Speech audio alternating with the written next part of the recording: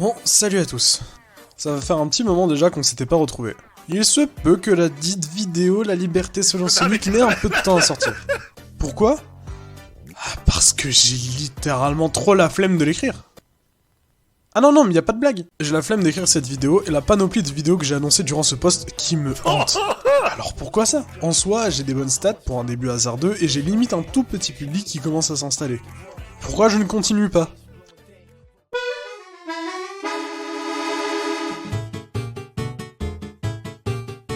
Alors faut savoir que cette chaîne-ci, elle est très loin d'être ma première chaîne YouTube. J'avais commencé vers mes 9-10 ans avec une chaîne filmée avec l'hôtel de ma mère où j'enregistrais mes parties de Zelda Majora's Mask et Animal Crossing New Leaf.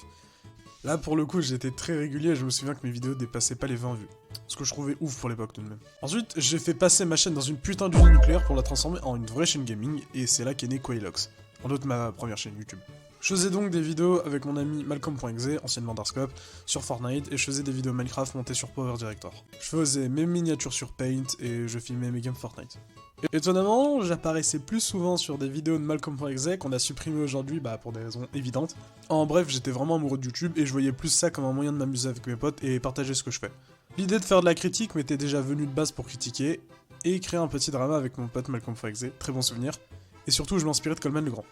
Alors stop, que vous soyez pour lui ou non, d'accord pas d'accord, il est indéniable que Coleman le Grand savait faire des vidéos, et que, encore aujourd'hui, elles sont très agréables à regarder, que ce soit au niveau du dynamisme et du montage. Elles ont beaucoup d'influence sur mon style de vidéo aujourd'hui. Et parlant d'aujourd'hui...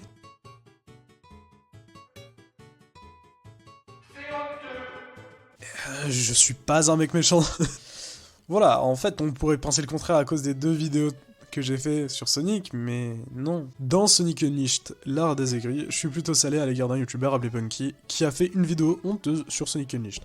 Encore aujourd'hui, je dois tout à cette vidéo qui m'a propulsé jusqu'aux oreilles de mon inspiration, et je pense que malgré le temps passé, je peux enfin vous l'avouer, tout ce qui a été dit dans cette vidéo, est complètement vrai. J'assume encore pleinement mes paroles. Par contre, pour la deuxième vidéo, un peu moins.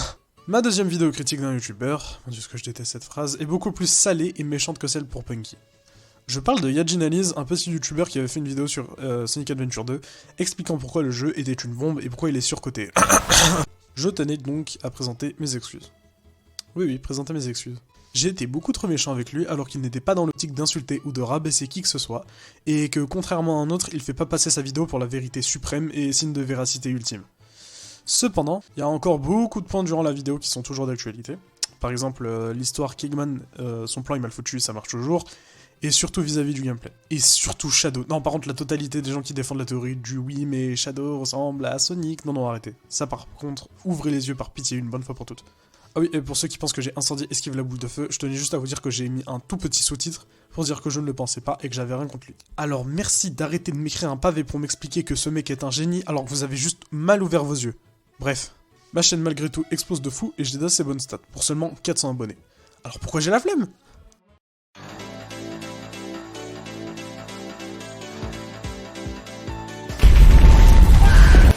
En gros, depuis que j'ai arrêté de filmer ma DS comme un con, je n'ai jamais pu tenir un rythme. Et j'ai aucune explication à cela. Désolé de vous décevoir, mais je n'ai pas pu tenir un rythme pour ces vidéos. J'aime faire des vidéos, c'est pas là le problème, juste que ma flemme est complètement aléatoire et un sujet qui me passionne aujourd'hui peut très bien me décevoir demain.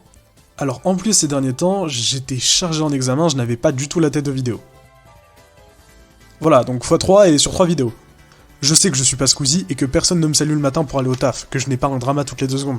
Cependant, ça me fait quelque chose, moi, à mon échelle. Donc ça m'a mis une mini pression, comme si, en un mois, tout le monde allait partir. Ensuite, un autre petit point qui m'a mis mal.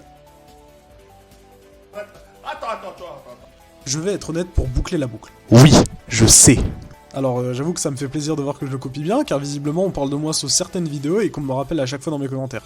Je ne vous jette pas la pierre, c'est de ma faute si je me suis collé cette image d'Orcos Ibis. Je ne savais pas du tout sur quoi me baser pour commencer, et je me suis tout simplement basé sur ses vidéos, son style, etc.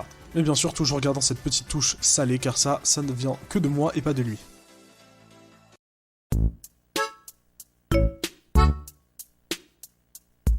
Et maintenant, qu'est-ce que je vais faire? Je vais arrêter les vidéos, je vais faire une pause. Et non, je vais tout de même continuer, mais avant on va s'attaquer à ma très chère liste que j'avais donnée dans mon post de fin d'année. Déjà on va dégager un truc, c'est la vidéo sur LoL. La raison est simple, j'aime pas le jeu et j'ai cru l'aimer, mais malheureusement c'est pas mon style. Surtout que je m'y connais pas du tout, et que de toute manière c'est bien trop compliqué pour que je me casse la tête sur ça. Ensuite, alors Sonic Riders, ouais, ça pourquoi pas. Subnautica, oui. Ensuite, Sonic 4, alors oui, mais je vais ajouter l'épisode 2, car pour moi, c'est illogique de parler du 1 sans parler du 2. Ensuite, les 2 vidéos sur Zelda. On va surtout régler Majora's Mask parce que c'est mon jeu vidéo préféré des deux et mon jeu vidéo préféré tout court. Mais à ça, je vais ajouter une vidéo. L'ère de la 3DS et de la Wii U, l'âge d'or de Nintendo. Voilà, ça au moins c'est fait. Ensuite, bon, là je suis en full impro, j'ai pas du tout de texte parce que j'ai la flemme de devoir écrire la suite, mais en gros, je vais juste faire une aparté sur un truc qui me chagrine, même deux en fait. C'est du coup le premier, vous avez dû voir l'annonce, c'est Sonic X Shadow Génération, je crois, ou Sonic Génération X Shadow, je sais plus. Bref. Et donc, l'annonce est sortie il y a pas très longtemps que ça, maintenant que je tourne la vidéo, je crois que ça fait même pas un mois, un truc du genre.